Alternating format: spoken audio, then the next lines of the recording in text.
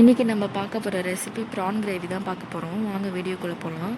First ஒரு கடாயில் எண்ணெய் ஊற்றிட்டு எண்ணெய் காஞ்சதும் ஒரு பிரியாணி இலை, 2 பட்டை, ஒரு கிராம்பு, கொஞ்சம் கடல் பாசி போட்டுக்கோங்க. கூடவே ஒரு ஸ்பூன் சோம்பு போட்டு நல்லா பொரிஞ்சதும் இப்போ நம்ம வெங்காயம் ஆட் பண்ணிக்கலாம். 2 வெங்காயம் போட்டு வதக்கிக்கோங்க.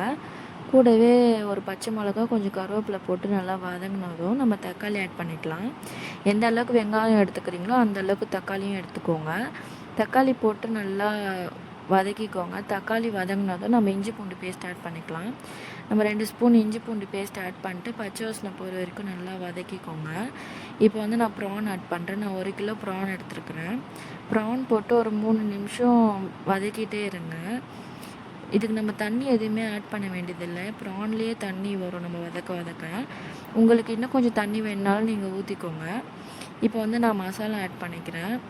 1 ஸ்பூன் குழம்பு மிளகாய்த்தூள், 1/4 ஸ்பூன் சீரகத்தூள்,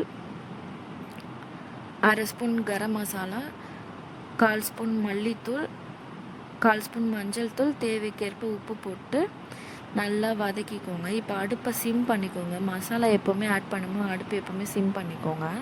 நல்லா கிளறி விட்டுட்டு ஒரு 10 நிமிஷம் சிம்லேயே வச்சுருங்க. 10 நிமிஷம் கழித்து இறக்குனிங்கன்னா இந்த மாதிரி எண்ணெய் பிரிஞ்சு வந்திருக்கும். நம்மளுக்கு கிரேவியுமே ரெடி ஆயிடுச்சு. இப்போ மேலே கொத்தமல்லி தழை தூவி இறக்குனிங்கன்னா ப்ரான் கிரேவி ரெடி ஆயிடும். இந்த வீடியோ பிடிச்சிருந்துச்சுன்னா லைக் பண்ணிக்கோங்க. தேங்க்யூ.